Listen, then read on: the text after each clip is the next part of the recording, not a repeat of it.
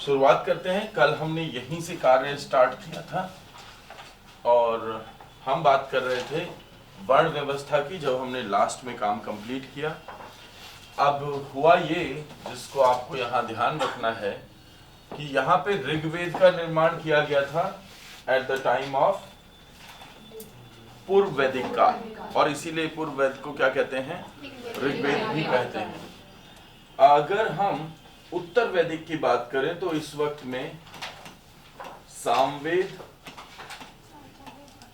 यजुर्वेद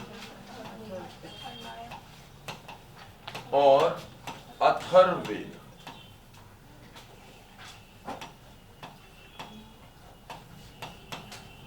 का निर्माण किया गया।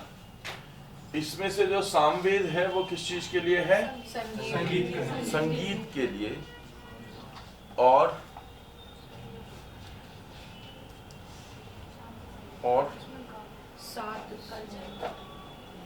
देखो, जब भी बात होती है कि आर्ट, डांस, कल्चर, म्यूजिक, ये सब किस चीज से कनेक्टेड है, सामवेद से।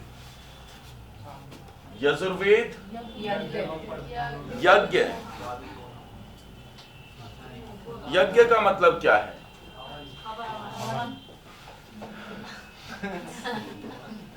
जी नहीं, यज्ञ बोल देने से काम नहीं होगा, इसलिए गड़बड़ है। यज्ञ वेदी की माप यानी मेजरमेंट से संबंधित है यजुर्वेद। यज्ञ कैसे करना है, उस समय दिशाएं कैसे होंगी, माप कैसी होगी, स्ट्रक्चर क्या होगा, किस चीज की माप, किस चीज का उपयोग कितना किया जाएगा। यानी कि अगर पूछा जाए चार वेदों में से कौन सा मैथमेटिक्स से जुड़ा हुआ है तो यजुर्वेद, ठीक है ना। और अथर्ववेद जादू टोना यानी मिस्टिसिज्म, जादू टोना, ओम भ्रीम ह्रीम चामुंडाय, अथर्ववेद। सर औषधि वगैरह के लिए भी जी, अथर्ववेद जो है उसमें औषधि शास्त्र का भी वर्णन है, औषधि, मेडिसिन। अब यहाँ पे यानी कि पूर्व वैदिक काल में जो आर्य थे वो मुख्य रूप से पशुपालक थे, जो पशुपालन तो करते ही रहे, वो साथ में उन्होंने क्या किया कि वो एग्रीकल्चर,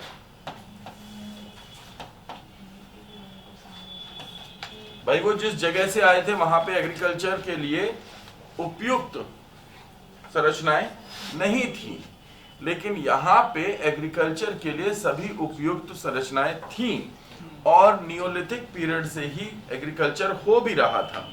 तो इसलिए यहाँ पे उन्होंने क्या किया, यहाँ पे उन्होंने खेती करना सीख लिया।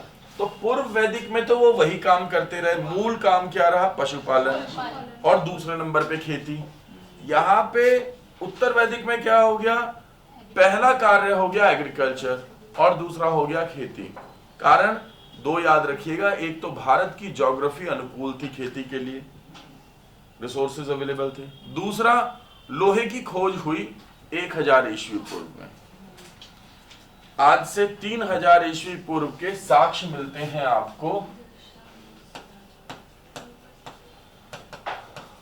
अतरंजी खेड़ा, यूपी, एटा डिस्ट्रिक्ट, जहां पे आज से 3000 साल पहले के सबसे पहले साक्ष्य मिले हैं, किस चीज के, लोहे के, राइट। तो लोहे की खोज होने से क्या हुआ, दो तीन चीजें हुई, यहीं पे खत्म कर देता हूं। लोहे की खोज के प्रभाव क्या पड़े, एक सबसे पहला खेती, दूसरा युद्ध, हथियार बनने लगे, युद्ध होने लगे, लोग एक दूसरे पे कब्जा करने लगे, और तीसरा जिन औजारों का उपयोग किया जा रहा था डे टू डे लाइफ में, उसमें बड़े बदलाव आए, क्योंकि अब लोहे का प्रयोग करके वो जो चीजें पहले तक टूट जाया करती थी अब वो मजबूत होने लगी।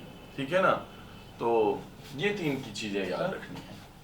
यहाँ पे हर्ड, गाय, याद रखिएगा गाय का महत्व थ्रू आउट पूरे उत्तर वैदिक में भी एज इट इज बना रहा।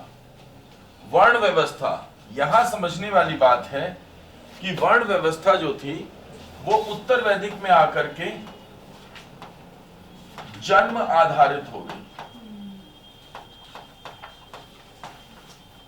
हमने बताया कि 10वें मंडल में यूज किया गया है कि पैरों से शूद्र, सिर से ब्राह्मण, भुजाओं से क्षत्रिय, जंघा और पेट से वैश्य की उत्पत्ति हुई। यानी कि जो बॉडी का पार्ट जिस तरीके का काम कर रहा है उसी बॉडी के पार्ट से जोड़ दिया गया उस वर्ण को जो वो कार्य कर रहा है। यानी ब्राह्मण पढ़ने पढ़ाने का काम करेगा क्योंकि सिर से है, सिर का काम ज्यादा होता है, और क्षत्रिय भुजाओं का इस्तेमाल करते हैं तो वो कर्म आधारित हो गया।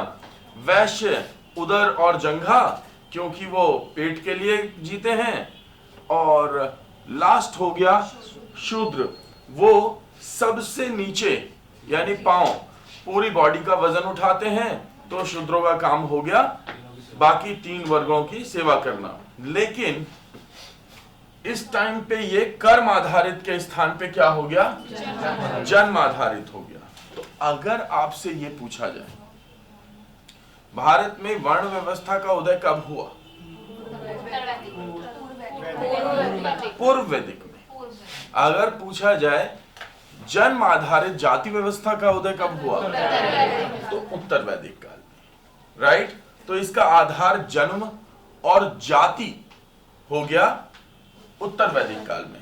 इतनी बात आ रही है समझ में? सर जन्म पे कैसे हुआ था ये? पूर्व में कर्म आधारित। हाँ जी, सर जन्म आधारित कैसे हुआ था? मतलब कैसे हुआ था? काम के अकॉर्डिंग वहाँ पे बांट दिया था। जन्म आधारित यानी ब्राह्मण का बेटा ब्राह्मण होगा, वैश्य का बेटा वैश्य होगा, शूद्र का बेटा शूद्र होगा, क्योंकि राजा नहीं चाहता था कि राजा के बाद कि कोई और उसका राज्य संभाले। वो यही चाहेगा कि उसका बेटा उसका राज्य संभाले, है ना। आप अपने आसपास देखो, ये जो हमारी जो अपने खून, अपने परिवार, अपने लोगों से जो कनेक्शन है, ये कहीं ना कहीं हमारी जो ओवरऑल जो अप्रोच है उसमें एक बहुत बड़ी बाधा है। व्यक्ति करप्ट कहां से है, अपने दिमाग से और नेचर से। तो वो उसका चुनाव नहीं करता जो सही है, बल्कि उसका चुनाव करता है जो उसके लिए बेनिफिशियल है। तो सही तो ये हो सकता है कि जिस व्यक्ति को उसने मैनेजर बनाया है वो ज्यादा एफिशिएंट व्यक्ति है उसकी कंपनी को चलाने के लिए, तो उसने मैनेजर को ही मालिक क्यों नहीं बना दिया, क्योंकि पूंजी उधर चली जाएगी। इसलिए मैनेजर बहुत उपयोगी व्यक्ति है, लेकिन मालिक तो मेरा बेटा ही होगा। ये जो थॉट है, जो ब्राह्मण ने सोचा होगा कि कहीं मेरे बेटे ने डिसाइड किया कि वो किसी वर्ण की सेवा करना चाहता है तो ब्राह्मण का बेटा शूद्र हो जाएगा, इसलिए उसने एक ऐसी व्यवस्था डिफाइन कर दी कि अब से ब्राह्मण का बेटा ब्राह्मण ही होगा। ठीक है ना। तो जब मेरा जन्म हुआ था तो मैं ब्राह्मण था। अब ब्राह्मण मतलब ब्रह्म, ब्रह्म मतलब ज्ञान, तो हम तो पैदा ही ज्ञानी हुए। सोचो, ठीक है ना। हाँ जी सर, जो आपने बताया लोहे का मतलब खोज हुई थी, हाँ। वो इंडिया मतलब ये माना जाएगा इंडियन ने करी है, फिर आर्य के आने के बाद ये माना जाएगा आर्य ने करी? खोज, लोहे की खोज, लोहे की खोज ये नहीं कहा जा सकता कि किस पर्टिकुलर व्यक्ति ने की, पर हाँ भारत में हुई। जो सबसे पहले लोहे के प्रयोग के साक्ष्य मिल रहे हैं वो भारत के अतरंजी खेड़ा यूपी से मिल रहे हैं। लेकिन इसको कॉन्ट्राडिक्ट किया जाता है इजिप्ट द्वारा, चाइना द्वारा। चाइना द्वारा तो दुनिया भर की सारी खोजों को कॉन्ट्राडिक्ट किया जाता है, पर हाँ बहुत सारे ऐसे क्षेत्र हैं जो कि इसके अगेंस्ट हैं कि भाई वो नहीं मानते कि लोहे की खोज को भारतीय क्षेत्र में किया गया था। तो डिस्प्यूटेड बहुत सारे एरिया होते हैं हिस्ट्री में, क्योंकि हिस्ट्री इतनी क्लियर तो है नहीं, उस वक्त वीडियो रिकॉर्डिंग नहीं होती थी। हाँ, कहाँ थे हम लोग? और यूट्यूब भी नहीं था। जन्म आधारित। तो जन्म आधारित व्यवस्था हो गई, जो कि पहले तक थी कर्म आधारित। अब इसको छोड़ते हैं, इसकी हमें बहुत ज्यादा जरूरत नहीं पड़ेगी, इतनी ही पड़ेगी, पर यहाँ पे थोड़ी सी जरूरत पड़ेगी। तो जैसे 8 प्रकार के विवाह, कितने प्रकार के विवाह थे? 8 प्रकार के विवाह थे। 4 अच्छे और 4 खराब। नहीं, जो इस वक्त थे मैंने तो वो बताए हैं, मैंने नहीं बताए। इसमें ज्ञान मेरा नहीं है, ठीक है ना? किसी ब्राह्मण ने ही लगाया होगा दिमाग, तो ये तो पक्की बात है, पर ये मेरा दिमाग नहीं है, मैं तो केवल आप लोगों से शेयर कर रहा हूं, ठीक है ना? बट इंटरेस्टिंग तो है ही फिर, है ना? इसके अलावा 8 विवाह के अलावा 4 आश्रम व्यवस्था।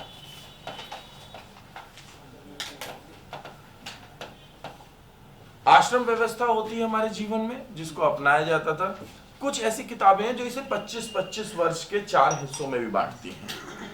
कुछ ऐसी किताबें हैं जो कि इसे 25-25 वर्ष में नहीं बांटती हैं, पर वो इस विषय में जरूर बात करती हैं कि 4 आश्रम हुआ करते थे। सबसे पहला आश्रम कौन सा होता है? ब्रह्मचर्य। ब्रह्मचर्य आश्रम होता है। उमेश, ध्यान से पहला आश्रम होता है ब्रह्मचर्य आश्रम। तो लगभग 25 वर्ष की आयु तक आप ब्रह्मचर्य आश्रम में होते हो, जिस वक्त की आपको ब्रह्मचारी का रूप धारण करना चाहिए, जिस वक्त आपको ज्ञान ग्रहण करना चाहिए, ब्याह की नहीं सोचनी चाहिए, ठीक है ना? फिर उसके बाद में आप होते हो गृहस्थ आश्रम में। ये गृहस्थ आश्रम होता है जिस वक्त की आप अपनी शादी करते हैं और बालक बनाते हैं और फिर एटसेट्रा। हाँ, मतलब कैसे भी कह लीजिए, उसमें क्या बात है, बनाते, पैदा करते, या फिर अडॉप्ट करते, या कहीं से ठा के ले आते। That is your wish, it's your wish, I won't go for it. इसके बाद जो कैटेगरी आती है, उसमें नेक्स्ट कैटेगरी होती है जो कि कहलाती है वानप्रस्थ आश्रम। आपने देखा होगा जब 60 वानप्रस्थ आश्रम, जब 60 वर्ष की आयु में रिटायरमेंट होता है, तो रिटायरमेंट के बाद घर पे बड़े बूढ़े क्या करते हैं? 2 काम करते हैं, एक न्यूज़पेपर पढ़ते हैं और बाहर गार्डनिंग करते हैं, पौधे वौधे लगाते रहते हैं। तो वानप्रस्थ का जो कॉन्सेप्ट था वो बहुत बढ़िया था। अगर आज भी आश्रम व्यवस्था लागू हो तो इट इज बेटर।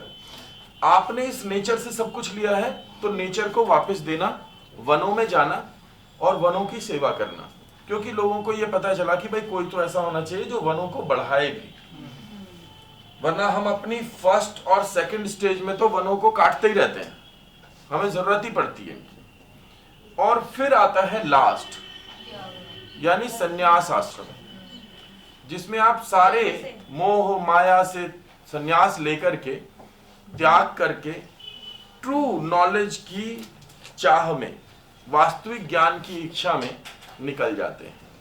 तो ये 4 आश्रम थे। इन 4 आश्रमों के अलावा इस वक्त में 16 संस्कार,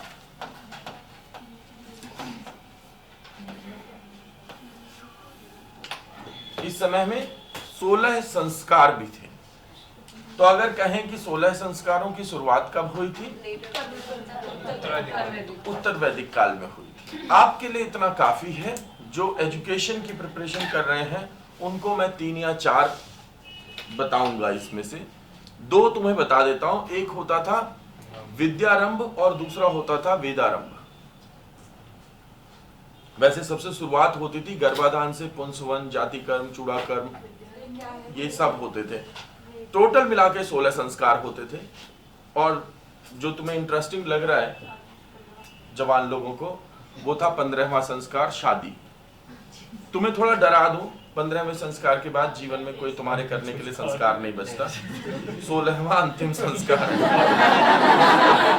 तो यानी कि अगर आपने 15वां संस्कार किया तो धीरे धीरे आप फिर अंतिम संस्कार की तरफ ही बढ़ रहे हैं, फिर जीवन में कुछ नहीं रहा करने के लिए। विद्यारंभ और वेदारंभ नहीं, तुम्हारी क्लास में अलग से होगा।